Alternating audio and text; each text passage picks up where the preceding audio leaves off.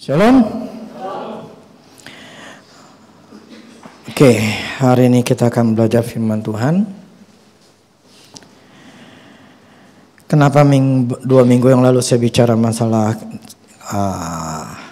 yakinkah bahwa kita punya kuasa, dan minggu lalu itu saya bicara jadi seperti step by step ya mengalahkan setan. Nah hari ini saya sudah lama sekali dan saya merasakan bahwa ini memang harus dilakukan. Saya akan doakan bagi yang mau didoakan. Arahnya ke pelepasan. Bagi yang memang butuh. Begini, selalu saya katakan begini kan. Sadar gak keadaan hidup kita kayak apa? Kita ini dalam diberkatikah? Kita dalam susahkah? Kita dalam penyakitankah? Atau kita di dalam kondisi yang tidak baik dalam keluarga? Dan lain sebagainya. Bahwa itu sebetulnya adalah, kalau kita mau jujur, itu adalah keadaan dalam hidup kita. Dan itu bermula dari hati. Makanya saya kasih judul dalam khotbah ini, cek hatimu, karena itulah nasibmu sekarang. Nasib kita, hidup kita itu karena hati kita.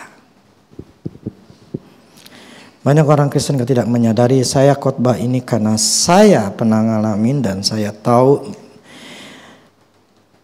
ada sesuatu yang saya harus bereskan.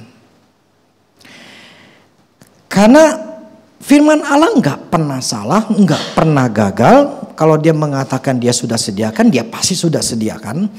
Jadi kalau saya nggak dapat, berarti bukan salahnya Tuhan, berarti ada salahnya di saya. Bagi saya itu hal yang saya membuat sederhana, bahwa berarti yang harus dibereskan adalah hati saya. Karena memang ya begitu gitu loh. Nanti saya adakan dasar firmannya. Saya akan doakan dari kita masing-masing, kalau yang mau dan yang maju tadi, dan bagi di sini yang mendengarkan khotbah saya di YouTube, apakah bisa didoakan? Bisa. Jadi gini, saya akan tuntun untuk didoakan, tapi butuh namanya percaya. Jadi saudara bisa tumpang tangan di handphone saudara pada waktu lagi mendengar khotbah ini di YouTube. Begini, tidak ada ruang dan waktu antara di dalam dunia roh. Saya kasih contoh satu ya, bukan cerita, saya ini pengalaman. Jadi waktu mungkin sudah sekitar 10 tahunan atau belasan tahun yang lalu, ketika saya habis dalam pelayanan, saya waktu itu masih di mobil, ada yang telepon saya, seorang bapak-bapak. Orang bapak ini ternyata dia telepon dari Amerika. Nah dia waktu itu anaknya sakitnya itu ya, kita tahu yang punya penyakit yang kalau habis makan dirojok mulutnya supaya muntah lagi gitu loh. Itu ada yang penyakit kayak begitu, jadi pengennya langsing gitu loh, tapi dirojok-rojok supaya habis makan tuh dibuang lagi, habis makan dibuang lagi. Itu ada gitu loh. Saya ada kenal satu orang kayak begitu. Nah ini anak perempuan, anaknya perempuan di rumah sakit, dan itu sudah parah, dalam arti udah kurus kering, dan dia masih melakukan kayak begitu. Jadi nggak, sampai dokter bingung mau diapain lagi gitu loh. Nah waktu dia telepon saya, dia minta doain. Nah waktu itu kan zaman belum ada WA, belum ada zaman yang pakai BB dulu ada kali ya, tapi saya waktu itu belum punya lah. Nah, waktu dia telepon itu saya minta udah kasih fotonya, saya bilang gitu, by email. Jadi melalui email. Akhirnya dikirim email. Nah pada waktu dapat cuma berapa menit, akhirnya kita ya lihat di alam rohnya, ternyata memang ada roh maut di sebelahnya gitu loh. Dan nama pikirannya itu yang jiwanya itu yang membuat dia seperti itu. Akhirnya kita hancurkan, setelah kita hancurkan ya terus jiwanya yang bikin mau muntah, yang pengen selalu nyolok makanan mulutnya supaya keluar terus tuh akhirnya kita bisa bereskan. Nah kemudian saya lupa berapa lama kemudian itu bapak itu akhirnya datang. Ketemu sama saya lupa dulu pernah kesaksian di sini apa enggak ya. Dia ngomong sama saya pada waktu setelah didoakan itu kurang lebihnya besoknya atau lusanya itu anak sadar dan minta maaf sama bapaknya dan akhirnya anak itu sembuh. Bapaknya terima kasih sekali bahwa anaknya bisa sembuh. Yang saya katakan begini, hanya melalui foto bisa. Karena kita juga pernah mendoakan beberapa orang yang seperti itu. Jadi tidak ada batasan, asal percaya itu aja. Jadi bagi saudara yang nanti mau didoakan, yang melalui dengan kata-kata yang saya akan tuntun, itu bisa pelepasan atau membersihkan hati kita. Sebab begini, kita harus lihat hati kita, karena dari itulah nasib hidup kita. Kita kayak apa? Itu karena hati kita. Hati kita nggak berubah, nasib kita nggak berubah. Itu aja. Nah, saya bicara seperti ini karena saya pernah ngalamin, saya tahu gitu pengalaman seperti ini membuat saya sadar bahwa yang membuat masalah di hidup saya adalah hati saya gitu loh. Jadi hati saya ini saya harus tahu hati saya ini kenapa, ada apa. Nah, di alam rohnya itu terlihat ya menyelimuti. Jadi ada seperti selaput ya, itu atau ya selaput lah. Itu menyelimuti hati kita. Atau itu bentuknya seperti titik-titik hitam. Nah itu yang menguasai diri kita. Nah selama ini dikuasai diri kita, dikuasai sama setan. Itu kenapa saya katakan yakin gak kita punya kuasa supaya nanti waktu doain. Itu harus dari keyakinan dari diri kita. Saya cuma hanya menolong. Tetapi itu untuk membuat itu setan hancur dan keluar dan bisa kita bebas itu karena kita punya keyakinan gue bisa hancurin, gitu loh. Makanya kemarin minggu lalu saya katakan melawan setan, karena kita mesti fight. Kita nggak bisa Tuhan lalukan saya, Tuhan berikan saya kelegaan segala macam. Tapi kita tidak pernah menyerang gitu loh. Nah hari ini yang saya lakukan adalah prakteknya. Yang saya katakan begini, sebab kalau kita nggak mengerti ini sampai kapanpun nasibmu akan jelek. Apa dasarnya? Amsal 4 ayat 23. Amsal 4 ayat 23. Jagalah hatimu dengan segala kewaspadaan, karena dari situlah terpancar kehidupan. Ya, kita udah sering dengar. Nah, di BMK, maksudnya terjemahan BMK ngomongnya begini. Jagalah hatimu baik-baik, sebab hatimu menentukan jalan hidupmu. Ya. Jagalah hatimu baik-baik, sebab hatimu menentukan jalan hidupmu. Jalan hidup kita ditentukan oleh hati kita. Jadi hati menentukan jalan hidup atau menentukan segala pilihan hidup kita.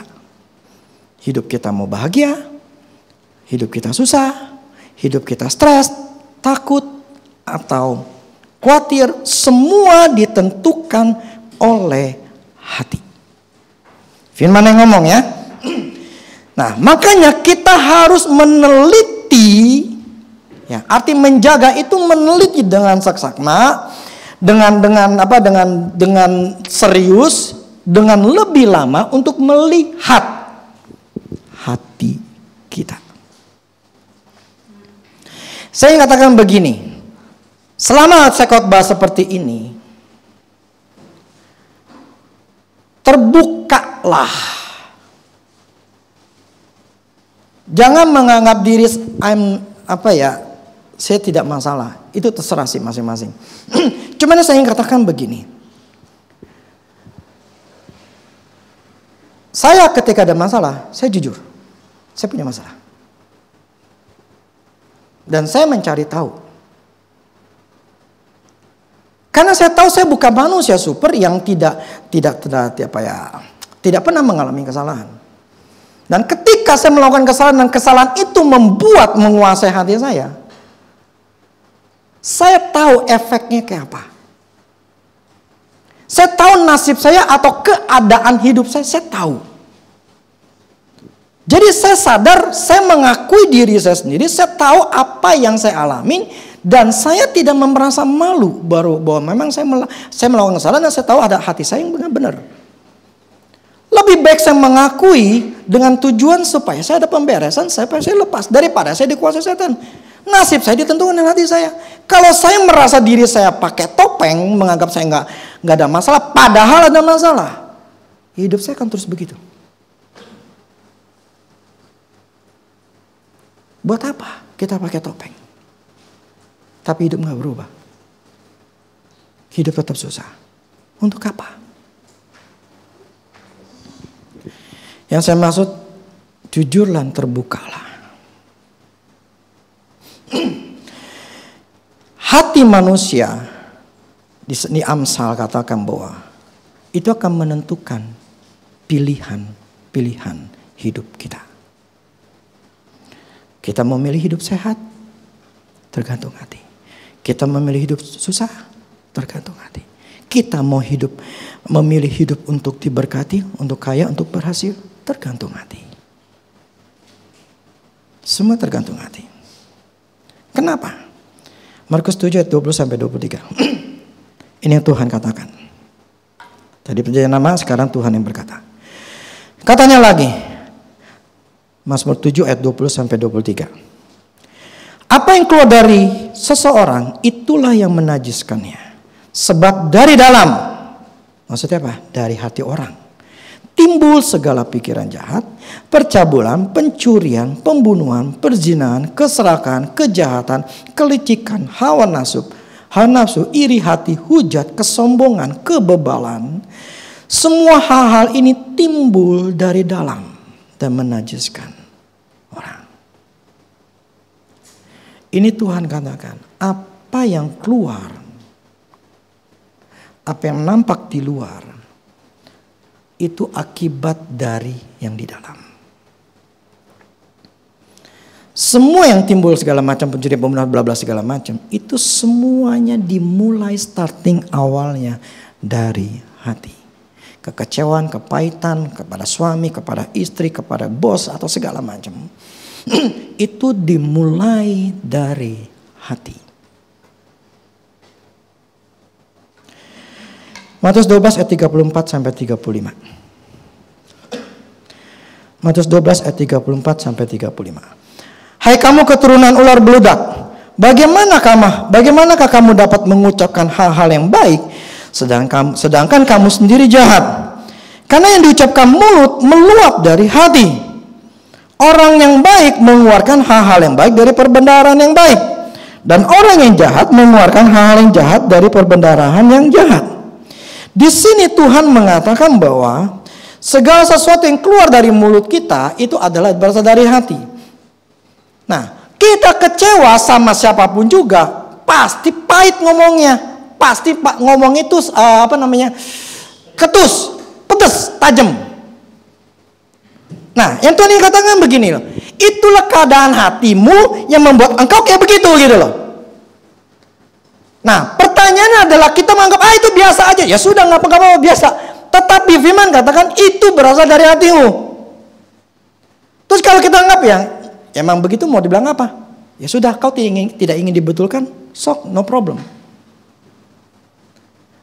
Prinsipnya begini. Firman Tuhan tidak pernah memaksa orang untuk ngelakuin. Allah tidak pernah memaksa untuk kita mau melakukan kebenaran itu. Dia tidak akan pernah menakut-nakuti untuk kita melakukan. Makanya saya katakan, untuk kita jujur, kita terbuka, dan kita mau dibetulin, baru bisa. Kalau sudah capek dengan hidup ini dan pengen mau berubah, Harus mau terbuka dan harus mau dibersihkan. Dan harus mau mengakui. Tapi kalau kita merasa menutup, enggak. Yang butuh ini mesti suami gua, laki gua. Yang mesti lakukan ini adalah istri gua. Enggak akan pernah kelar. Kita ke surga masing-masing. Enggak ada hubungannya. Dia mau ngelakuin firman Tuhan atau tidak ngelakuin firman Tuhan, itu bukan urusan kita. Urusan kita adalah kita sendiri sama Tuhan. Loh, tapi kan ada hubungannya. Firman tetap firman secara pribadi. Allah berurusan kepada kita, hati kita, bukan hati orang itu. Yang dibereskan adalah hati kita, bukan hati orang itu. Yang saat ini Tuhan ngomongin itu hati kita.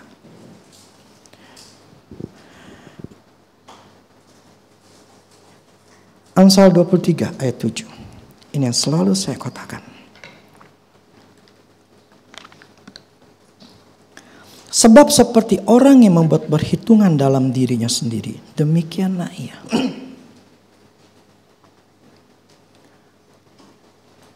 Bagaimana kita melihat diri kita atau keadaan hati kita, demikianlah kita. Demikianlah hidup kita. Nasib kita ditentukan oleh keadaan hati kita. Nasib kita tergantung hati kita. Ini firman yang ngomong, bukannya saya. Suka tidak suka, ya terserah gitu loh. Tapi karena saya mengerti bahwa masalah hidup saya adalah tergantung dari pemberesan di hati. Saya harus cari tahu.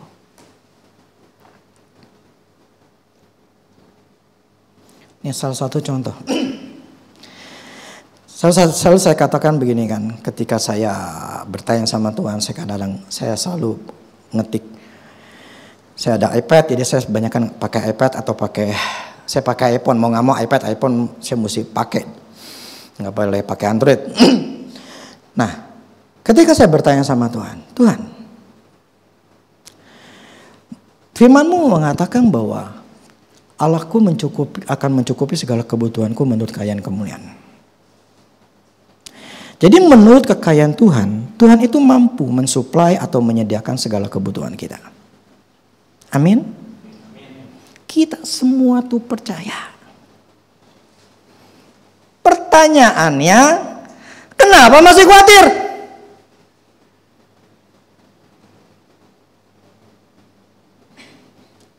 Semua akan bisa mengatakan amin. Kita percaya. Tapi kenapa masih khawatir?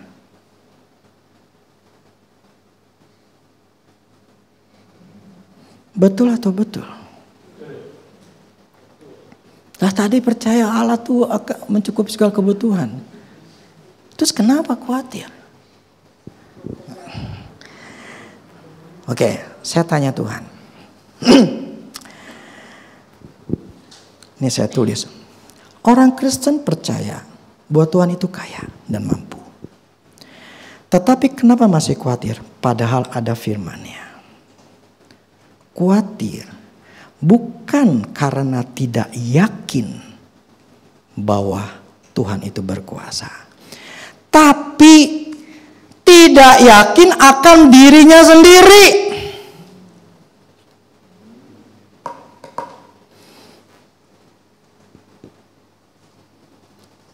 Coba yang merasa bisa tulis di komen. Kekurangan ini disebabkan, jadi kita nggak yakin akan diri kita sendiri. Karena apa? Karena kita merasa ada yang kurang dalam diri kita. Nggak punya keyakinan. Bukan nggak yakin sama Tuhannya. Kita nggak yakin sama diri kita.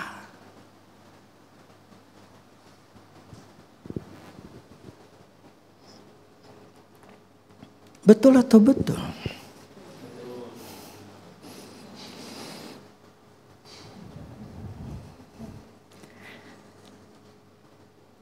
Sadar gak bahwa itu bermasalah?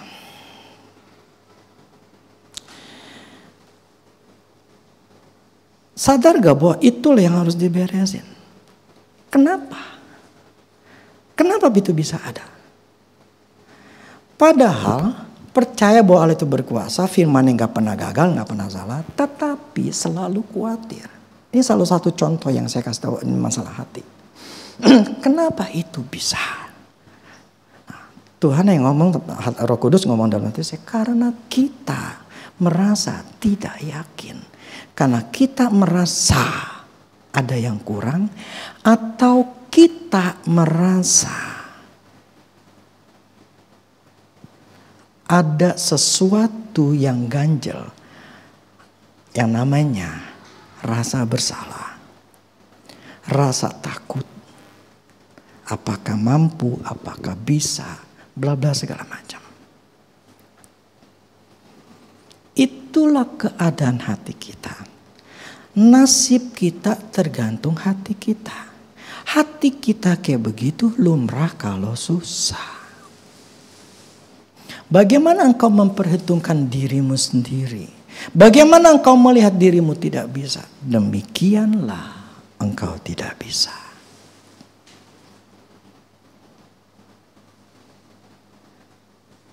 Nah, kenapa itu terjadi? Itu semua adalah kebohongan yang dibuat oleh setan. Itu yang minggu lalu saya katakan. Kita harus menyerang setan. Nah, kebohongan itu problemnya enggak cuma di pikiran. Problemnya kebohongan itu, intimidasi itu sudah menyelimuti hati kita.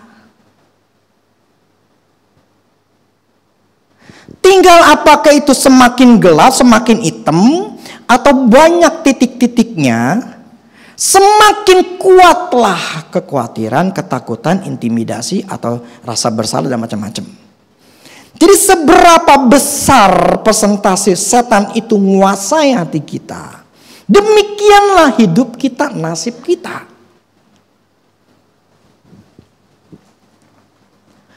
Karena kita dikuasai hati kita oleh setan, akhirnya tindakan kita tidak ada namanya tindakan kebenaran yang membuat kita bisa lepas atau mengalami breakthrough. Karena ketika hati kita dikuasai sama setan, bagaimana kita berpikir, demikianlah kita. Ketika kita mau melakukan sesuatu, kita akan berpikir, aduh gue nggak bisa nih, ntar ada masalah, ntar ada ini, ntar ada itu, segala macam. Itu membuat kita tidak mengalami breakthrough karena selalu terhalang.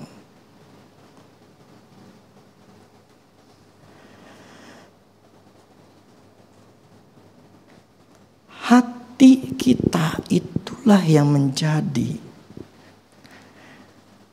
akar masalah hidup kita. Maka jagalah hatimu dengan segala waspadaan, karena dari situlah terpancar kehidupan. Dalam bahasa sehari-harinya kata, dari situlah engkau menentukan jalan hidupmu, keputusan, langkah-langkah hidupmu. Maka disuruh jaga, urus perhatiin keadaan hati sekarang kayak apa. Maka butuh keberanian, kejujuran, keterbukaan untuk mau mengakui, ya memang gua bermasalah.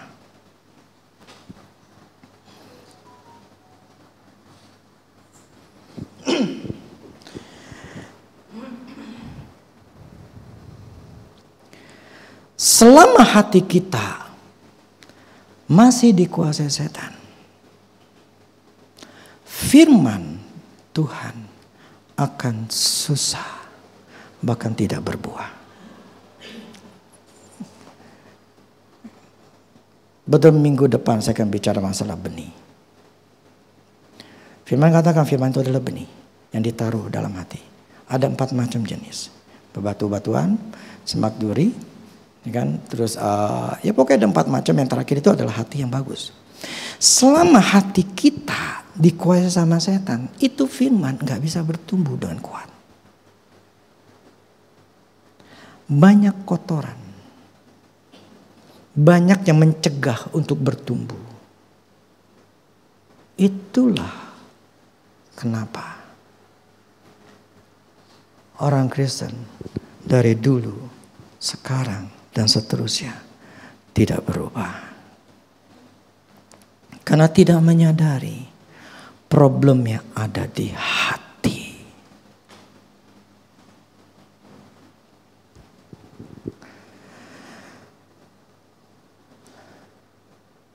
Percayalah, saya pernah ngalamin. Ketika hati saya pelepasan hati saya dicabut, saya hancurkan yang nyelimutin hati saya.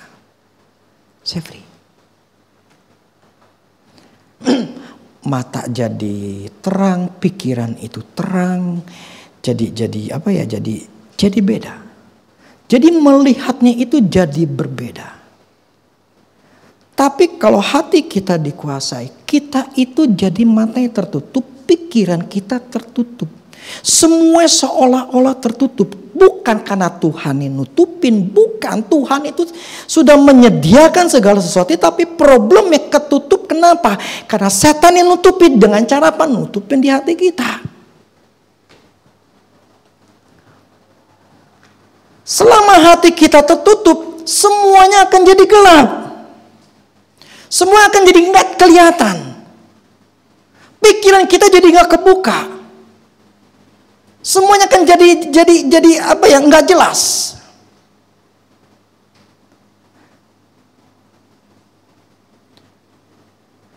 Makanya saya pengen doain, karena saya tahu problemnya di sini. Tapi itu kalau memang punya niat. Dari kita memang niat pengen serahin. Mengakui hati gue memang kecewa. Hati gue memang ada namanya rasa bersalah. Nah, saya pernah nanya sama Tuhan begini. Tuhan, kenapa merasa bersalah? Mengenai rasa bersalah.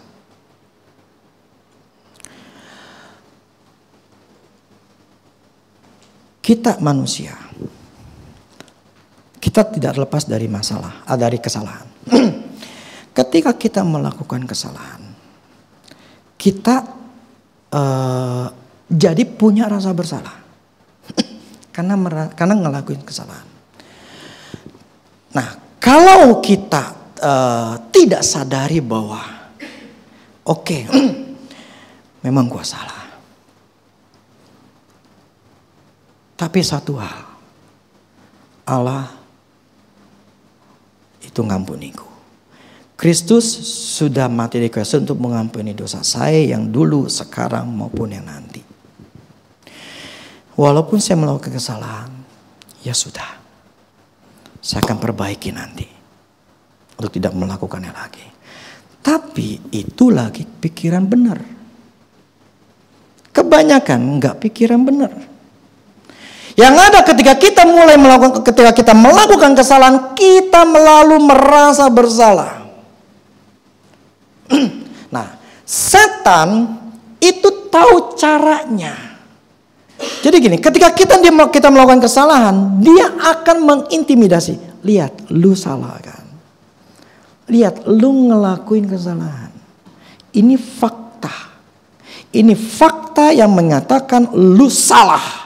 Akibat lu salah nih, efeknya nih begini. A, B, C, D, E, semua efek-efeknya. Ini gara-gara lu. Ini semua gara-gara perbuatan lu. Inilah engkau penyebabnya. Dan ketika setan melemparkan, menyerang kita, dan kita mengolahnya dan mengiyakan, masuklah intimidasi itu dan menyelimuti hati kita. Nah, akibat menyelimuti hati kita, rasa bersalah itu, rasa bersalah inilah yang mengontrol hidup kita. Setan punya kaki di hidup kita, akhirnya dia ikatlah kaki kita. Ketika kita melangkah, selalu akan ada yang namanya halangan, selalu ada hambatan, selalu ada kegagalan, pokoknya ada selalu ketakutan, segala macam. Dan kita tidak menyadari. Kita menganggap hal ini biasa. Ya, memang nasib gue kayak begini. Memang ya terjadi, Tuhan izinkan terjadi. Oke, masalah Tuhan izinkan terjadi kalau ada hamba Tuhan yang ngomong gitu. Karena mereka berpatokan kepada Ayub ya. Menurut saya mereka berpatokan kepada Ayub karena Ayub mengalami itu karena seizinnya Tuhan. Itu zaman sebelum Kristus. Oke, setelah Kristus kita disuruh kata melawan. Kita tidak boleh membiarkan yang namanya setan itu menguasai hidup kita. Kita tidak boleh mengizinkan setan itu menguasai hidup kita. Makanya firman katakan dia itu seperti singa yang mengaum-ngaum, yang berkeliling. Jadi dia cuma ngeliling, dia lihat kapan waktunya. Nah, ketika dia melihat kita melakukan kesalahan, masuklah dia. Yang mengizinkan setan masuk ke dalam diri kita adalah kita. Bukan seizinnya Tuhan. Tuhan ingin kita ngelawan itu setan. Lawanlah iblis maka dia lari padamu gitu loh. Nah, Tuhan ingin kita ketika kita ada namanya lempar-lemparan setan, tuduhan-tuduhan setan, kebohongan-kebohongan. Makanya minggu lalu saya katakan, tulis kebohongan-kebohongan setan. Lawan itu semua. Nah, itu yang harus kita lawan. Tapi kalau sudah terlanjur masuk ke dalam hati, kita harus pembersihan, pemberesan.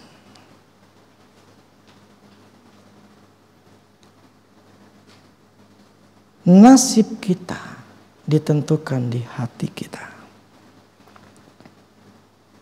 Perbendaharaan yang baik dari hati yang baik akan melakukan perbendaharaan yang baik. Jadi yang keluar yang baik. Hati yang jahat, hati yang salah, keluarnya yang salah.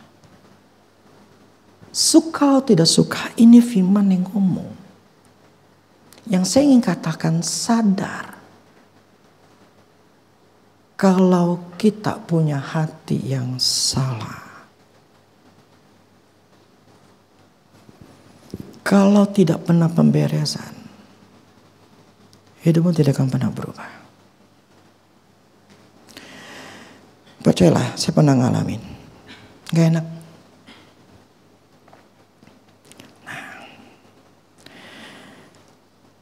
Tapi Tuhan berkata begini.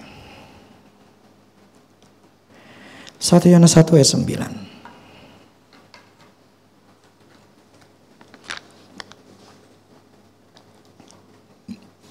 Jika kita mengaku dosa kita, maka Ia adalah setia dan adil. Sehingga Ia akan mengampuni segala dosa kita dan menyucikan kita dari segala kejahatan. Jadi gini, kebohongan-kebohongan yang dibuat oleh setan biasanya adalah sebuah fakta dari kesalahan yang kita buat. Dan setan itu akan mengintimidasi dengan kesalahan tersebut sesuai dengan apa yang kita alami, apa perbuatan kita. Tapi firman Allah katakan jika kita mengaku dosa, Ia setia dan adil, Dia akan mengampuni dan menyucikan kita dari segala kejahatan.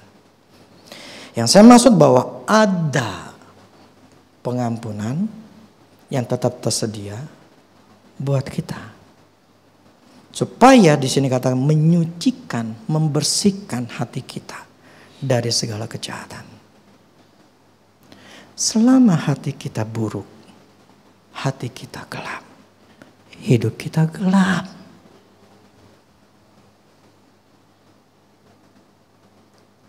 Mau hidup yang mana? Terang atau gelap? Kita yang mutusin, bukannya Tuhan. 1 Yohanes 3 ayat 19 sampai 22. 1 Yohanes 3 ayat 19 sampai 22. Demikianlah kita katakan bahwa kita berasal dari kebenaran. Demikian pula kita boleh menenangkan hati kita di hadapan Allah. Sebab jika kita dituduh olehnya, tuduh oleh hati kita ya, Allah adalah lebih besar daripada hati kita, serta mengetahui segala sesuatu. Saudara-saudaraku yang kekasih, jikalau hati kita tidak menuduh kita, maka kita mempunyai keberanian percaya untuk mendekati Allah.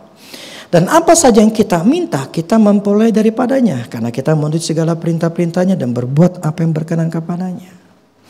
Di sini firman katakan untuk kita, ketika kita ada hati kita menuduh karena kesalahan kita, kemudian setan mengintimidasi kita.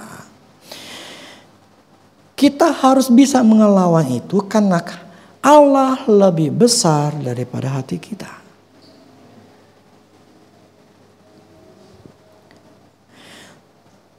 Jadi supaya kita punya keberanian untuk percaya menghadap kepada Allah, kemudian percaya. Jadi saya katakan tadi, kenapa kita percaya bahwa Allah akan mencukupi kebutuhannya, tapi kita selalu merasa khawatir. Karena ada di hati kita yang salah, yang membuat kita tidak percaya. Hati kita dituduh oleh setan. Dengan kesalahan lah, dengan kekecewaan lah, dengan kemarahan, kepahitan, dan sebagainya. Itu membuat hati kita, hidup kita ya seperti itu.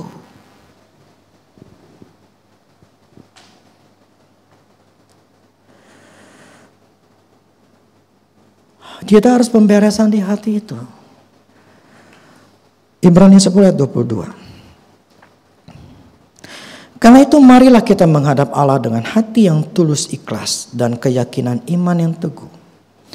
Oleh karena hati kita dibersihkan dari hati nurani yang jahat dan tubuh kita telah dibasuh dengan air yang murni. Inilah yang Tuhan ingin kita alami. Supaya kita bisa menghadap kepada Allah dengan hati yang tulus ikhlas. Keyakinan iman yang teguh. Kenapa? Karena hati kita telah dibersihkan dari hati nurani yang jahat. Selama kita belum membersihkan hati kita, selama kita masih merasa bersalah, kekecewaan, kepahitan segala macam, kita tidak punya keberanian untuk percaya bahwa Allah sanggup menolong kita dan saya sanggup. Bisa. Yang tadi saya katakan bahwa kita percaya bahwa Allah itu berkuasa. Tetapi kita tidak percaya dengan diri kita sendiri. Kita tidak punya keyakinan akan diri sendiri. Kenapa? Karena ada dosa, karena ada kesalahan, karena ada ini, kepahitan, ada segala macam. Yang menguasai hati kita membuat kita tidak bisa punya keyakinan.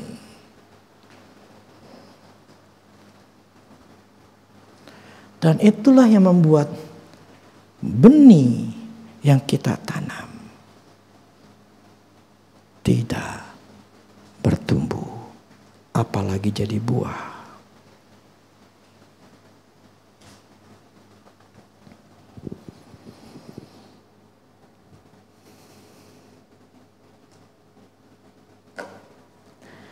Saya kalau dengerin, kadang saya dengerin khotbah saya lagi. Ketika saya dengerin sholat tuh saya lagi makan, lagi serap. Nggak tahu saudara ngerasain seperti apa. Kita harus setiap hari untuk makan firman. Untuk menjaga diri kita.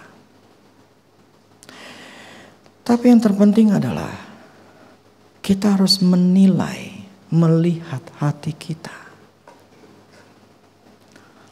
Kalau hati kita belum bersih, masih diselimutin, dikuasai oleh setan, kita tidak bisa bergerak kemana-mana. Kita tidak akan mengalami terobosan. Saya hanya ingin katakan gini. Perhatikan, lihat hatimu. Karena disitulah nasibmu yang kau akan alami. Apakah bisa dirubah? Ya bisa lah.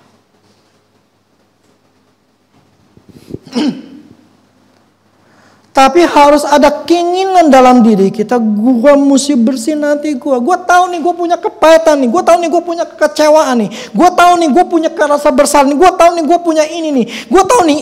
Itulah yang saya maksud hari ini dari tadi. Saya mulai khotbah untuk mencari tahu, menilai diri kita. Apa yang menyelimuti hati saya gitu loh. Apa yang menguasai hati saya.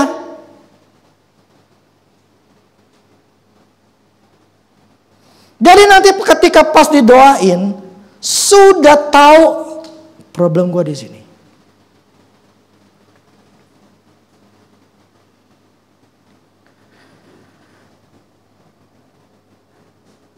Kalau dulu saya bertanya sama Tuhan, apa masalahnya di dalam diri saya?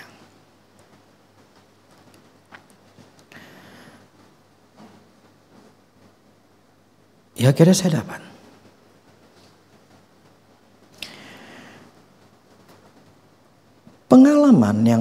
Pengalaman hidup itu membuat saya belajar dan kemudian saya bisa mengajarkan di sini. Karena itu memang memang kejadian yang akan selalu ada di dalam dunia. Tinggal kita mencari tahu enggak dan berusaha membetulin enggak. Tapi kalau kita tidak mau cari tahu dan tidak mau betulin, ya sudah. Jangan kecewa sama Tuhan. Banyak orang Kristen tuh kecewa sama Tuhan. Ketahuan kenapa sih? Tuhan kenapa sih engkau gak nolong saya? Kenapa sih Tuhan kau gak bukakan jalan buat saya? Kenapa sih Tuhan kau tuh memberikan apa yang saya butuhkan? Kenapa sih Tuhan kau begini? Kita selalu menuntut Tuhan tapi tidak pernah melihat diri kita.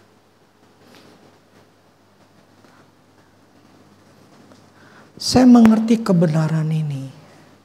Saya mencari tahu. Apa masalahnya di dalam diri saya. Karena saya tahu prinsipnya problem bukan di Tuhan. Tuhan tidak pernah salah. Jadi percuma kita nuntut Tuhan, marah-marah sama Tuhan, kecewa sama Tuhan. Percuma, gak bakal menang.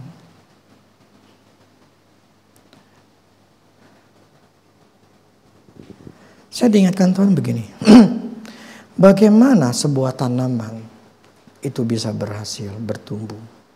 Karena diurus. Dan bisa berbuah, karena diurus. Tapi kalau di tanahnya itu banyak kotoran, banyak benalu lah atau apa gitu ya, bakteri lah atau apa, itu pohon lama-lama bisa mati.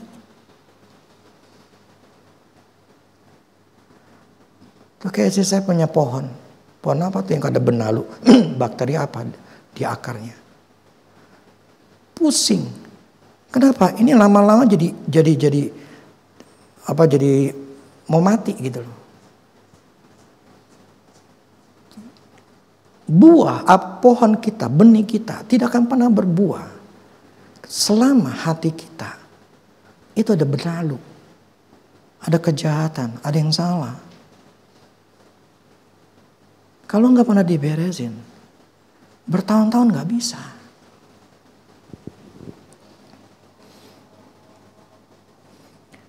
Nah, saya ingin kita sadari. Jadi pada waktu nanti didoain,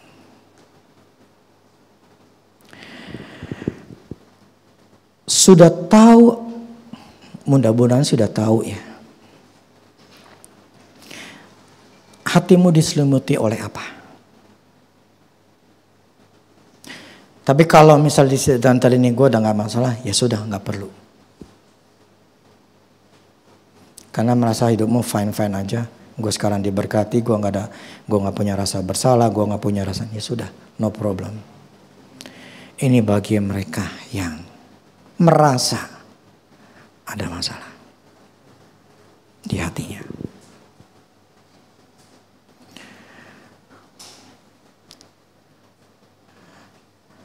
Ya, saya tidak menuding, saya tidak menghakimi. Cuman satu hal, apa ya? Saya hanya ingin kita semua itu mengalami perubahan atau diberkati oleh Tuhan. Pokoknya prinsipnya begini, kalau nggak diberkati, berarti ada masalah, gitu aja deh. Itu aja. Kalau nggak diberkati berarti ada masalah. Itu titik. Loh, apakah semua orang Kristus diberkati? Lah, Kristus datang untuk apa? Untuk memberikan hidup. Bukan memberikan kesusahan. Bahkan memberikan hidup dan kelimpahan. Bahkan firman katakan dia jadi miskin untuk kita kaya.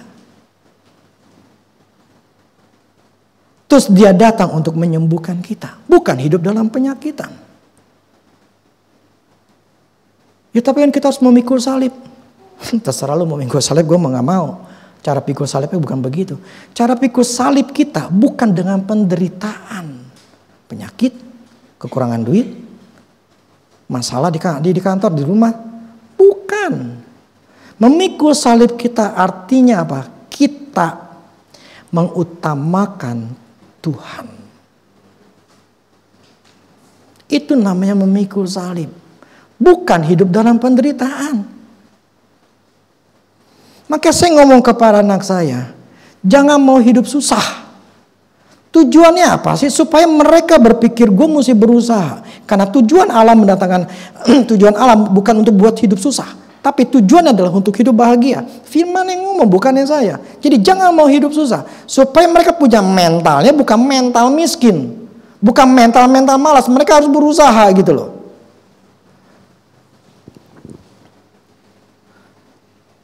Jadi hari ini, bagi kita yang mau didoakan, nanti maju. Udah berapa tahun saya nggak pernah doain jemaat. Di kebaktian ya. Dulu pernah Sabtu berapa bulan yang lalu. Tapi ini saat ini fokusnya adalah membersihkan hati. Ya. Jadi ada yang saya akan doakan, tapi dalam yang mereka yang melihat di YouTube, saya ingin kasih tahu bahwa Tuhan memberikan kepada kita otoritas. Jadi gunakan otoritas itu. Dan pada waktu kita menghancurkan atau melepaskan diri kita dari selimutnya penguasaan setan, kita akan merasa, ya, ini sesuatu bukan perasaan aja, tetapi sesuatu realita. Kita akan pikirannya terang, mata terang, hati damai. Itu cirinya kita sudah total 100% lepas. Kalau belum, tetap lawan setan, bersihkan. Nasib kita ditentukan oleh hati kita.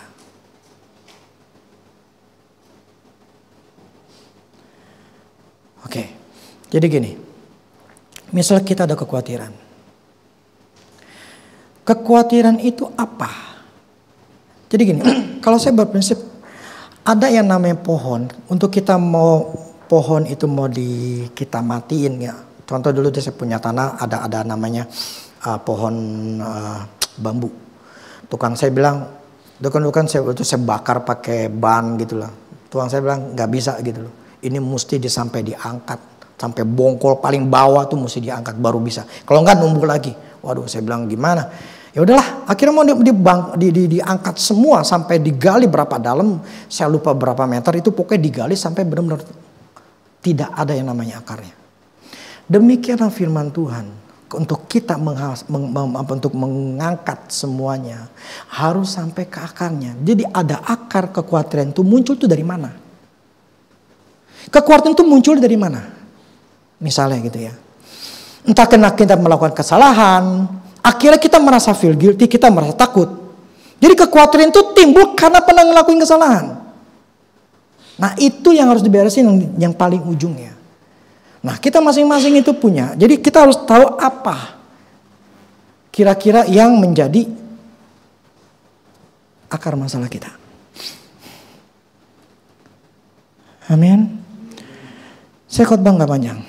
Karena memang fokusnya untuk ini. Oke ya.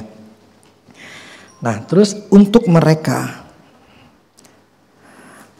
yang saat ini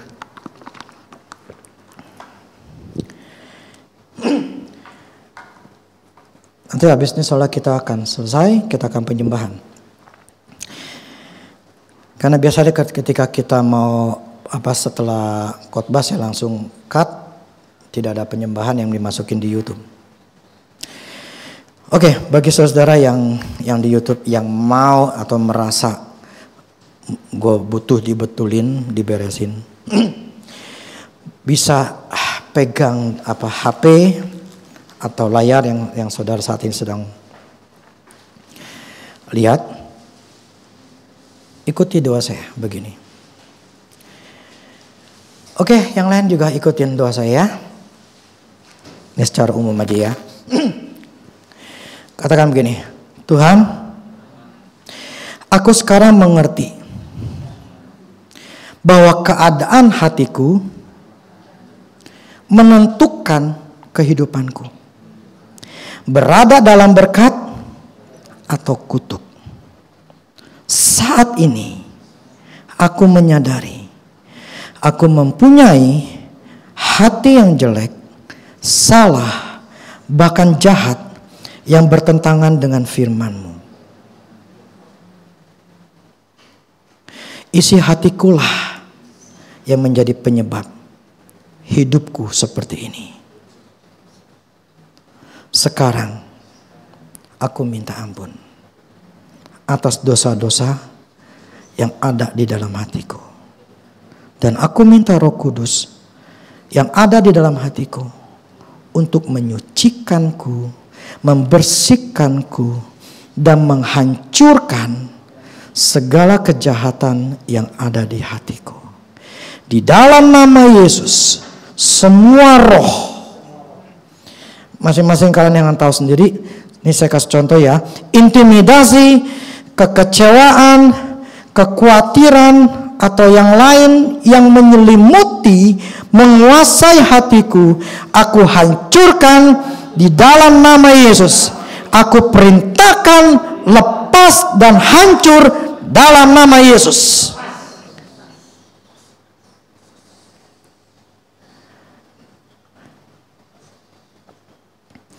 Kita bisa lakukan ini bagi yang nonton ya. Lakukan itu, ini butuh waktu. Sampai saudara kalau misalnya sampai ada mau mual, muntahkan. Itu namanya pelepasan. Sampai saudara merasakan kebebasan. Jadi kata-katanya bukan Tuhan aku minta lepasin saya. Tidak.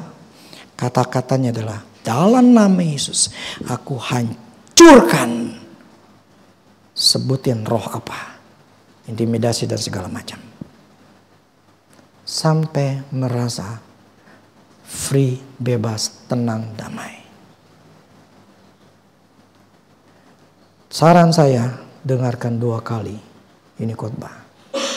Sampai menangkap apa yang menyelimuti hati kita. Saya berharap ini bisa mendapatkan jawaban bagi kita semua. Kalau ini total, kita benar-benar bersih. hidup kita pasti berubah. Enggak mungkin enggak. Karena saya pernah ngalamin. Oke, demikian firman Tuhan. Amin.